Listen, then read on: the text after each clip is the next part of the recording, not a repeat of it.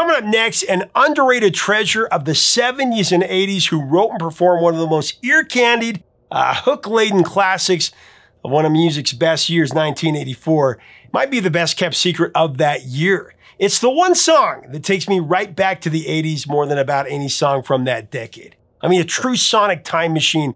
And interestingly, the song's composer actually wrote it for one of the biggest acts of the decade, but they had to turn it down because it missed the deadline for their new album.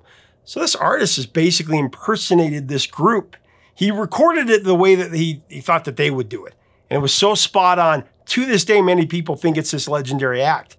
It ended up being the main song for a film that flopped in its theatrical run, but it's become a cult classic. Stay tuned for a classic song next on Professor of Rock. Hey music junkies, Professor of Rock, always here to celebrate the greatest artists and the greatest songs of all time. You know, if you remember the state-of-the-art gaming system known as Atari, you're going to dig this channel. Music nostalgia for everybody. Make sure you subscribe below right now to get the best of music history through interviews and video. Also, if you want to support our channel, our mission to keeping the music alive through interview and video, click on the Patreon link below. So it's time for another edition of #1 in Our Hearts. This is a show that honors songs that were so unbelievably amazing. They should have been #1 on the Billboard Hot 100, seriously. But due to various things, usually outside of the band or artist's control, the song came up a little bit short. Today, we're taking a deep dive into one of my personal favorite songs from 1984 that, as much as any song from the 80s, can take me right back to that magical year. It's a song that many thought or still think was Hall and Oates.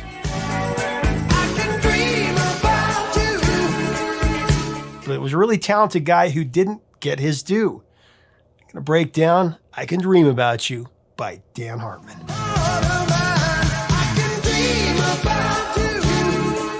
Dan Hartman's career has been eclectic, I mean, to say the least, spanning over 2 decades. I mean, this jack of all trades has been a singer, songwriter, multi-instrumentalist, producer, and he's collaborated with a long list of artists. His credentials include work in rock and pop and dance and jazz and R&B and ambient genres. I mean, all over the place. Things really started taking off for Dan Hartman when he joined the Edgar Winter Group in 1972. It's where he played bass, he wrote or co-wrote many of their songs, and he sang on 3 of their albums. They Only Come Out at Night, that was in 72, Shock Treatment in 74, and the Edgar Winter Group with Rick Derringer came out in 75.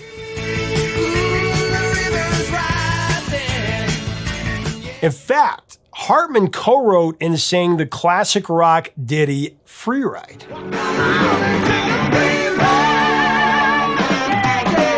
Hartman also co-produced and engineered Winter's solo album, Jasmine Night Dreams. In 1976, Dan Hartman launched his solo career with the release of the promo record, Who is Dan Hartman, and Why is Everyone Saying Wonderful Things About Him? I gotta say, one of the best album titles ever, maybe. This compilation disc, though, it included existing material from Johnny Winter and the Edgar Winter Group. At the dawn of the 80s, Hartman began moving away from the disco scene, and in 1981 he released It Hurts to Be in Love. Although the album contained several really catchy tracks, the singles didn't chart well in the Hot 100. You know, the eponymous single, It Hurts to Be in Love, that one topped out at number 72.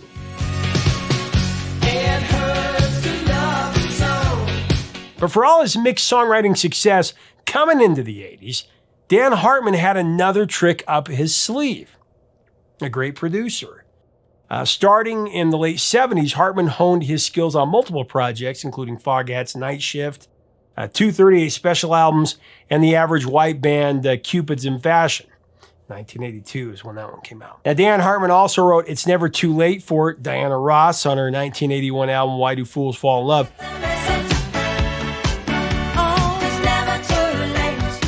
But 1984 would be the year that Dan Hartman made his biggest mark in music history with his undeniable hit, I Can Dream About You.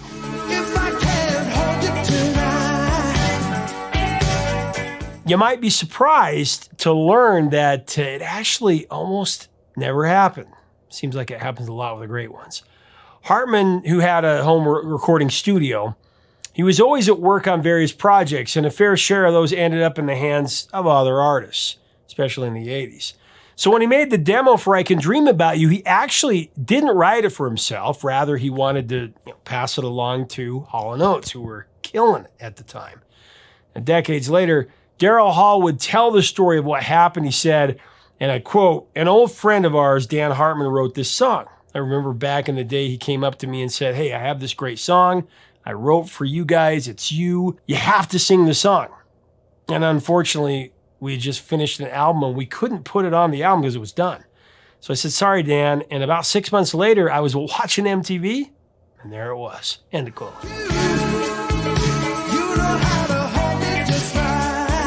I also had the chance to interview John Oates, and I asked him about this because I'm such a fan of this song. Here's what he said.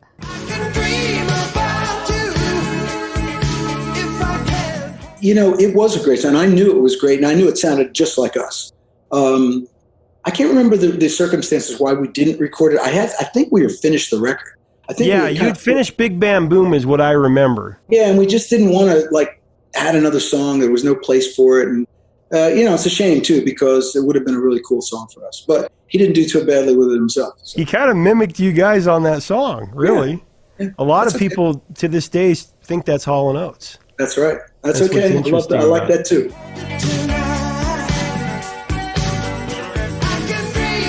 Hall and Oates would actually cover I Can Dream About You themselves on their 2004 album, Our Kind of Soul. I can dream about you. So Hall and Oates effectively out of the picture, Hartman had to make other plans for his demo. Now, fortunately, friend and famed producer Jimmy Iovine, he hit him up at just the right time. He told Dan that he needed a blue-eyed soul song for a new movie that he was working on, the 1984 cult classic Streets of Fire. Amy Madigan in a Walter Hill film, Streets of Fire. And what a stroke of luck. Hartman had just the song for this movie. He told Iovine, he had a demo that he thought would work. Streets of Fire, for those who haven't seen or heard of it, it's a neo-noir rock fantasy that takes place in an alternate universe of sorts. Or as the movie puts it, another time, another place. What it is really is a city stylized as a retro mix of the 50s and the 80s with elements of both. Kind of a perfect fit for the song, actually. Gosh, I wish I lived there. The film opens with the singer Ellen Aim performing in concert before a crowd of her fans. During the show, a gang of bikers from another part of town called the Bombers, I believe, they crash the party and they kidnap Aim. The movie then follows the exploits of Ellen's ex-boyfriend Tom Cody as he fights his way through dangerous cityscapes to rescue her. I think you're forgetting something.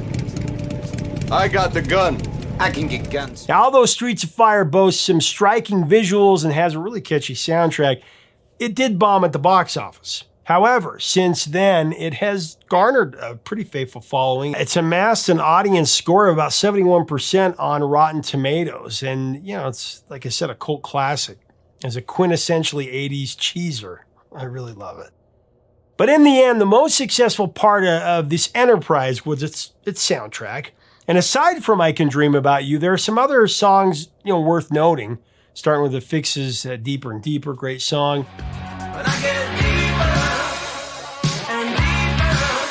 There are a couple of tracks written by Jim Steinman and performed by Fire Inc., Nowhere Fast, and Tonight is What It Means to Be Young. That's what it was.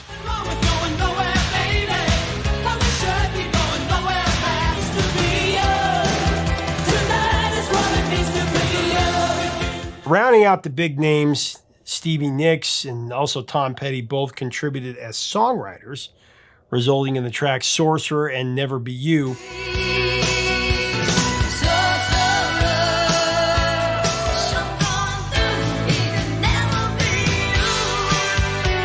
Rumor is they named the movie after Bruce Springsteen's track from Darkness on the Edge of Town, Streets of Fire, but they couldn't get the rights to it.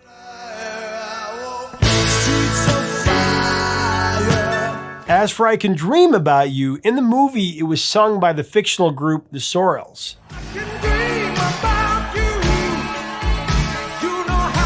who performed the song as the movie comes to a close. Actually, the vocals in the film actually were Winston Ford.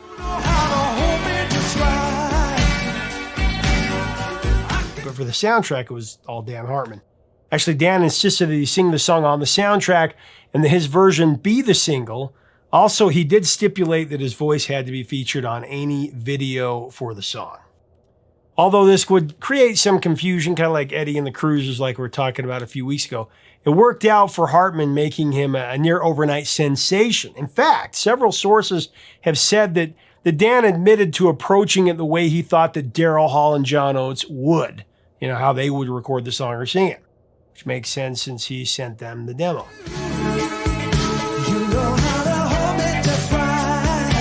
Anyway, so in essence, he mimicked their style, and the song was a smash that many still believe is Hall and Oates. I had a friend just the other day say, how about Hall and Oates? I don't see under my feet. I Can Dream About You was definitely the most successful part of Streets of Fire, of the soundtrack, and Dan Hartman's solo career for that matter. The single peaked at number 6 on the Hot 100 and Cashbox chart. It went to number 7 on the AC chart and number 8 on the Hot Dance Club chart. Internationally, it reached number 18 in the Netherlands. It went to number 16 in Belgium, number 13 in Sweden, 12 in UK, 11 in Canada, 7 in South Africa, went to number 4 in Ireland, and then number 3 in Australia.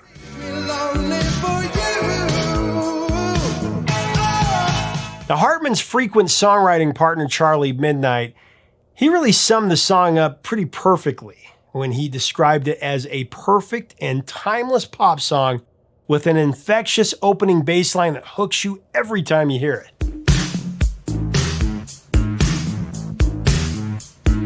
He's absolutely right. It's got so many ear-tastic hooks as the bass line complements the percussion right off the bat, extending into that piano figure that effortlessly extends to Dan Hartman's hypnotic tenor vocal. No more time. I mean, before you know it, you're into Hartman's brilliant chorus, and he pretty much out-hauls Hall and Oates here. It's simply full-throttle 80s magic.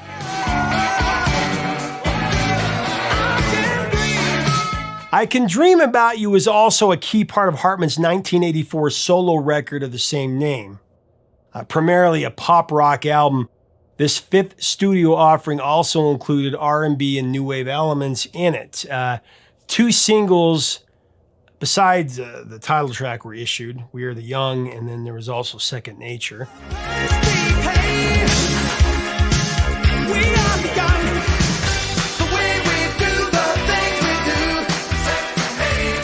We Are the Young, that went to number 25, and Second Nature went to number 39. Most of those songs were written together by Hartman and the aforementioned Charlie Midnight. Charlie said that working with Dan Hartman on the album was just a great privilege, great learning experience for him, but it was also a crash course in collaboration. Charlie said that Hartman involved him in all phases of the production, and because of that experience, he was able to make the transition into record production. What he would go on to say is, in essence, I went to school during the making of the I Can Dream About You album. As we've already seen, Dan Hartman was definitely a prolific collaborator, and that trend would continue straight through the 80s into the 90s. It started with his production work with Neil Sedaka's 1984 album, Come See About Me. In 87, he also co-produced Joe Cocker's Unchain My Heart with Charlie Midnight. And in 1989, he also produced most of the songs on Tina Turner's 1989 album, Foreign Affair. You're simply the best. He would also continue where he left off with Streets of Fire. He made a long list of contributions on film soundtracks. I mean, we all know that Kenny Loggins is the king of the movie soundtrack.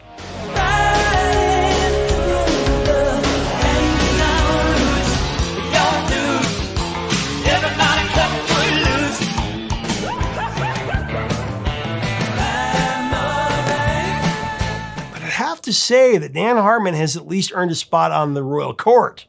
Check this out. I mean, besides Streets of Fire, you can also find Hartman's work on Fletch, Down and Out in Beverly Hills, Perfect, Breakin', Crush Groove, classics, Scrooged, Oliver and Company, and then as you move into the 90s, the first two Teenage Mutant Ninja Turtle movies.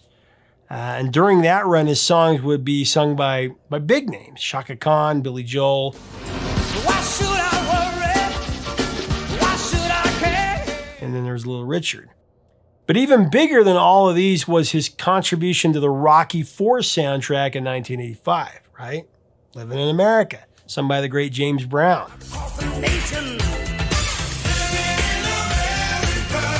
Living in America was released as a single in 85, and it reached number 4 on the Billboard Hot 100 chart.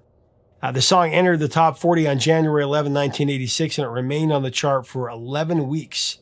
It also peaked at number 5 on the UK singles chart.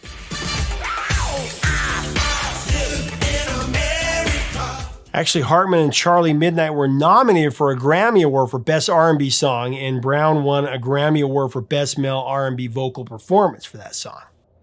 Another notable collaboration happened in '86 when Hartman provided backing vocals for Steve Winwood's The Finer Things, one of the best songs of the '80s in my opinion. The Finer Things went to number 8 on the Hot 100 the following year.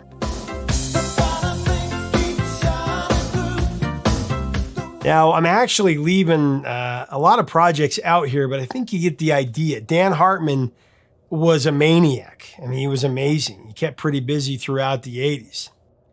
Now, as the decade came to a close, Hartman decided it was time to release another solo album, but this time he had something different in mind. New Green, Clear Blue was an ambient collection of plush instrumentals that Dan said were meant to help people to connect with their subconscious. He called it a platform for the imagination. Now, the album received very good reviews, but sitting squarely outside of the mainstream, it was not a commercial success. But sadly, on March 22nd, 1994, Dan Hartman passed away from a brain tumor, and he was only 43 at the time of his death. Hartman was recording another solo album at the time, intending to return again to the realm of contemporary pop and dance music. Fortunately, the album was never finished. However, in December 1994, Columbia released a Dan Hartman compilation album called Keep the Fire Burnin'. 2 singles were released from that, The Love in Your Eyes. There was also the title track, and both were new songs that would have been on the latest solo album.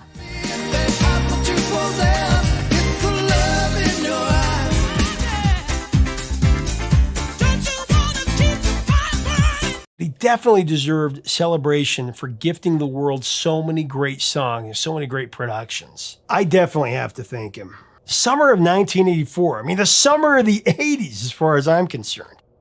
It was the summer that the A-Team ruled my television set. I saw Ghostbusters about 8 times in the movie theater. What happened? Are you okay?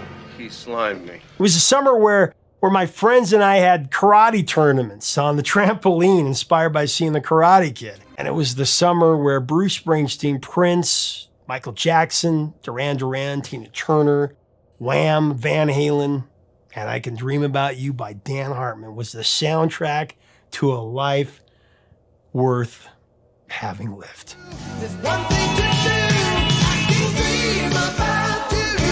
I had the opportunity to visit with Dan Hartman's former bandmate Edgar Winter. As someone who knew Dan so very well, I'm going to leave him with the last word. From the pain in my heart, 'cause it's you that I need. I heard his demo tape and I said, this guy is incredible. I want to play with him. I know we can work together, sing together, write together, and have a band together. Couldn't have been more right about all of that. Dan not only loved rock and blues, but he loved pop music. He loved stuff like the Carpenters, and he had a really almost Paul McCartney sense of melody. You're absolutely right. Yeah. Like if you listen like Free Rod, there's a certain youthful innocence about it. Oh yeah. And he just did that naturally. Well, come on now and get yourself a free ride.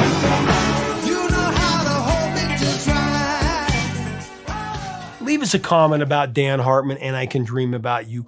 What do you remember about this magnificent song? What are your memories of the summer of 1984 and all the things I mentioned? Let us know in the comments below. If you dig our content, make sure to subscribe so that you never miss out on our videos. We'd love to have you as part of our community. Until next time, records and the truth.